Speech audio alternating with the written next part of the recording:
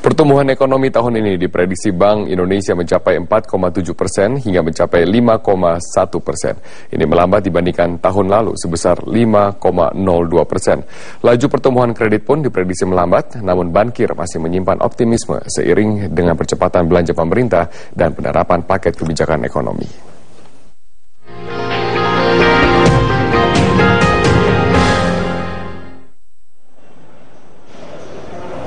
Optimisme perbankan terhadap perbaikan kondisi ekonomi mulai menguat pada triwulan ketiga dan keempat ini. Berdasarkan survei perbankan yang digelar Bank Indonesia terhadap 42 bank umum, terungkap permintaan kredit baru akan meningkat. Nilai saldo bersih tertimbang atau SBT mencapai 76,9%, lebih tinggi dari 66,7% pada triwulan sebelumnya. Kebutuhan pembiayaan nasabah dan optimisme pertumbuhan ekonomi menjadi pemicu kredit baru. Salah satunya kredit usaha rakyat atau KUR yang akan diperluas antara lain ke pegawai negeri sipil. BRI sebagai salah satu penyalur KUR menyambut baik kebijakan tersebut. Jangkauan yang selama ini misalnya contohnya orang yang sudah berpenghasilan tetap, misalnya suaminya, selama ini kita tidak memberikan kepada istrinya karena kita menganggap ini adalah satu kesatuan.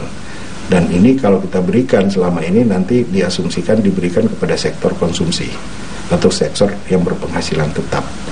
Nah, dengan kebijakan ini kita bisa memisahkan bahwa kalau suaminya bekerja sebagai pegawai negeri atau pegawai berpenghasilan tetap, istrinya mungkin ada usaha yang lain yang produktif, kita bisa memberikan. Artinya apa? Artinya bahwa mereka ini akan mendapatkan tambahan penghasilan dalam rumah tangga mereka.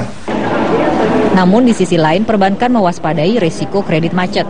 Berdasarkan sektor ekonomi, non-performing loan atau kredit macet tertinggi terjadi pada sektor konstruksi sebesar 5,46% dan sektor jasa kemasyarakatan dan hiburan mencapai 4,46%. Ancaman kredit macet akibat suku bunga tinggi membuat bank berhati-hati. Tapi perbankan masih memasang target pertumbuhan kredit tahun 2015 mencapai 11,9%, di atas pencapaian tahun lalu mencapai 11,6%. Namun target ini menurun dibandingkan hasil survei sebelumnya sebesar 12,2%.